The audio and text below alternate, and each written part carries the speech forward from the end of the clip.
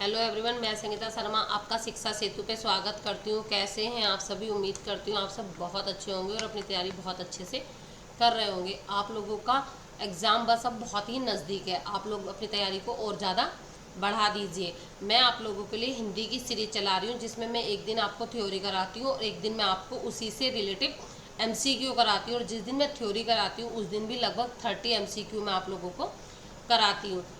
ये आप लोगों की चार क्लासें थ्योरी की हो चुकी हैं और 4 क्लासें आप लोगों की MCQ की हो चुकी हैं। ये आपकी 5 क्लास है। जिसने पिछली क्लासें नहीं देखी हैं वो आप लोग जाकर देख लीजिए। आप लोगों का पहला क्वेश्चन है, व्याकरण शब्द की उत्पत्ति किस धातु से हुई? आपका जो ये व्याकरण शब्द है इसकी उत्पत्ति किस धातु से हुई है? आपका क्रय धातु से हुई है, कर्ण धातु से हुई है, करण धातु से हुई है या कर धातु से हुई है? किस धातु से आपकी उत्पत्ति हुई है? देखो, व्याकरण, व्या प्लस करण, व्या प्लस करण, व्याकरण। तो क्या हुआ आपकी धातु? क्या हुई धातु? आपकी धातु ही कर्ण। तो किस धातु से हुई है? कर्ण धातु से आपकी उत्पत्ति हुई है। नेक्स्ट है, व्याकरण का मुख्य उद्देश्य क्या है? भाषा को सजाना, भाषा को शुद्ध करना, भाषा को मधुर बनाना या भाषा को कठिन बनाना।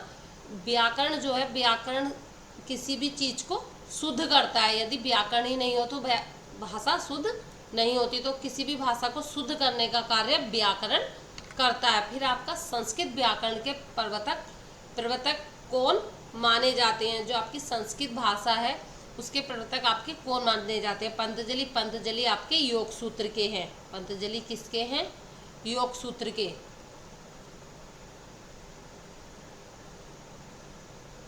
कौन हुए आपके? पाणिनि जी आपके संस्कृत व्याकरण के प्रवर्तक माने जाते हैं।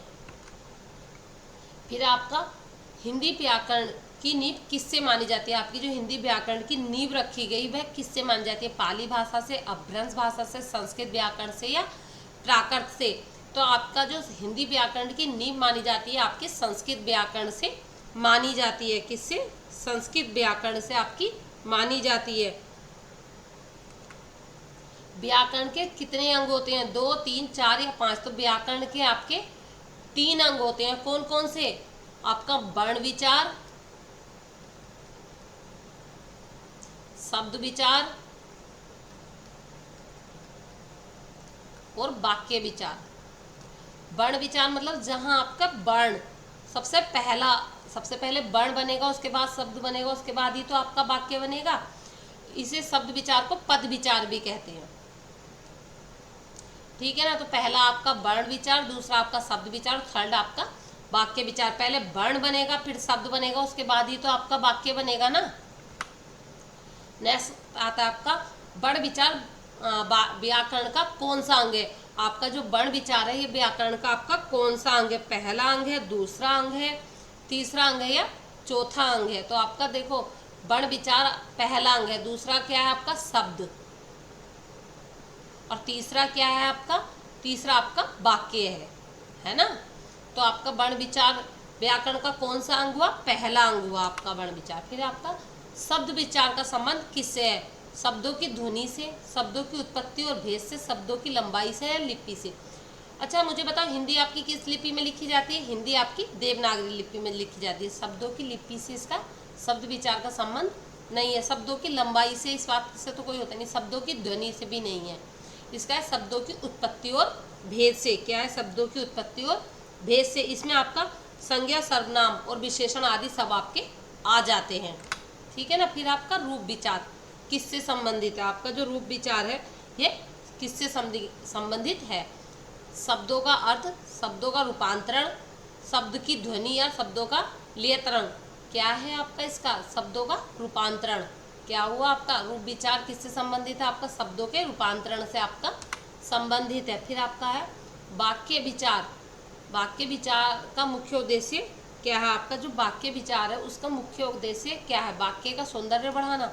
सौंदर्य बढ़ाना इसका उद्देश्य नहीं है कि बना तो सुंदर तो वाक्य को, लेकिन उसका कोई अर्थ ही ना हो, तो उसका वाक्य विचार से कोई उद्देश्य उसका नहीं है, वाक्य की लिपि भी नहीं है, वाक्य का उच्चारण भी इसमें आपका नहीं आता है। इसमें क्या आता है, वाक्य की शुद्धि आता है। क्या आता है, वाक्य की शुद्धता आ जाती है। मतलब वाक्य विचार वाक्यों के गठन और प्रयोग का अध्ययन कराता है। किसका, गठन और प्रयोग का अध्ययन हमारा कराता है।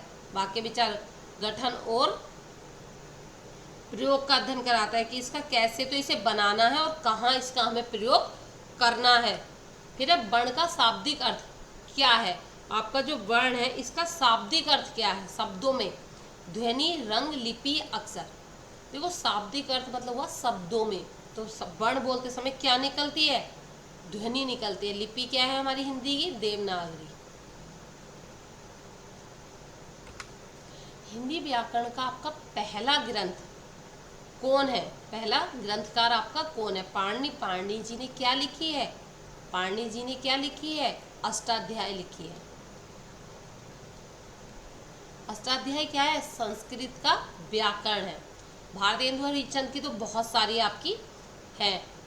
कौन है, किशोरी लाल गोस्वामी। किशोरी लाल गोस्वामी जो है आपके हिंदी व्याकरण के पहले ग्रंथकार हैं, जिन्होंने पहला ग्रंथ आपका लिखा हिंदी व्याकरण में।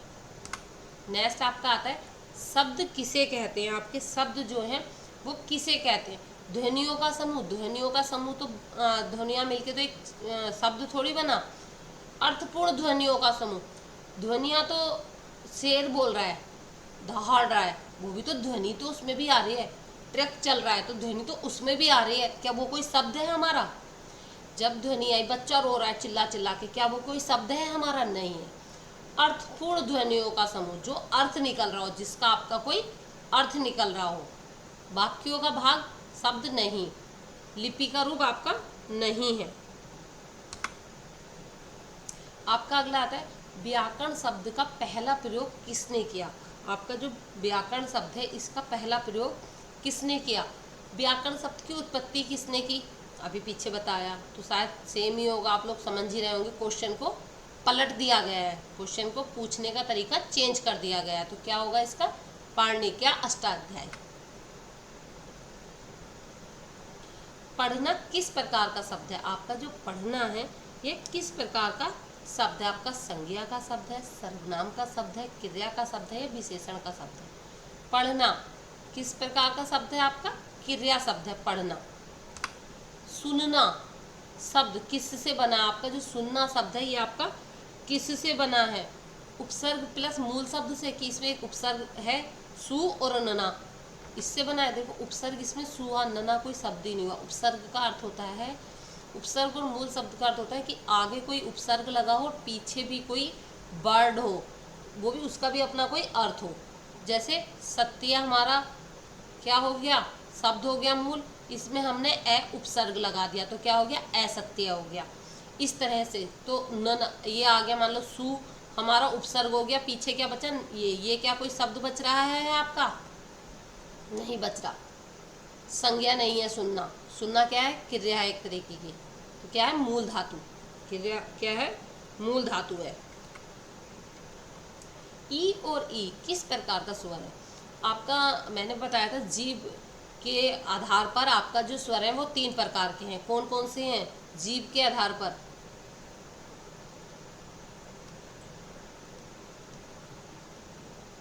कल जब मैंने थ्योरी क्लास पढ़ाई थी तो मैंने इसे बहुत अच्छे से डिटेल में पढ़ाया था। अग्र, जब हम जीभ का अगला भाग यूज करते हैं, मध्य और आपका पक्ष, ठीक है ना। ये मैंने कल आपको पढ़ाया था, बहुत अच्छे से डिटेल में समझाया था सारा। तो उसमें पूछा है ई और ई जो है आपका किस प्रकार का स्वर है, तो आपका अग्र स्वर है। ई है ना, ई आगे जुड़ रहा है ना।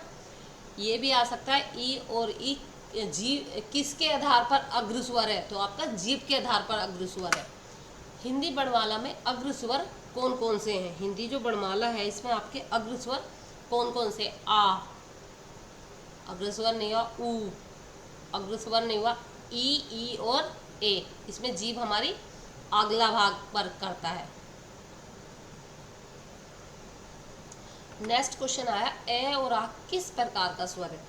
ए और आ, ध्यान बोलते समय ध्यान देना, ए और आ। अग्र स्वर है, मध्य स्वर है, पच्छ स्वर है। तो आपका जो ए और आ है आपका मध्य स्वर है। कौन सा स्वर है? जीभ के माध्यम के भाग, मध्य भाग से होता है, तो कौन सा हो गया आपका? मध्य स्वर हो गया। उसके बाद पूछा है ऋषि, कहाँ से साउंड आया? ऋषि। ऋषि आपका किस श्रेणी में आता है? अग्र, मध्य, पक्ष या वृत्ताकार?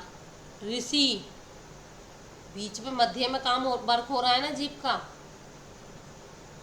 नेक्स्ट है ऊ, ऊ, ऊ और ऊ, किस भाग में आते हैं आपके? कौन से? ऊ।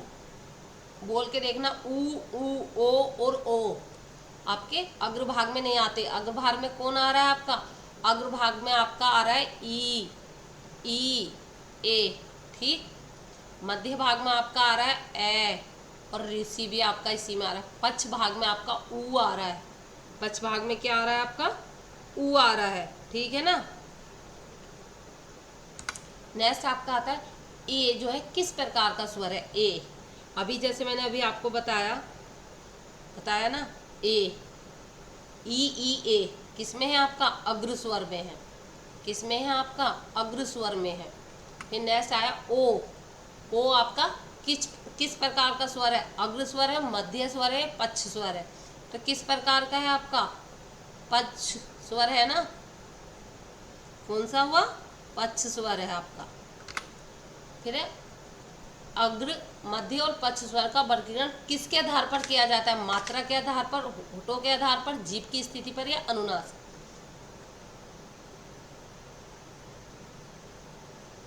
जीभ की स्थिति के आधार पर। होठों के आधार पर होता है आपका वृत्ताकार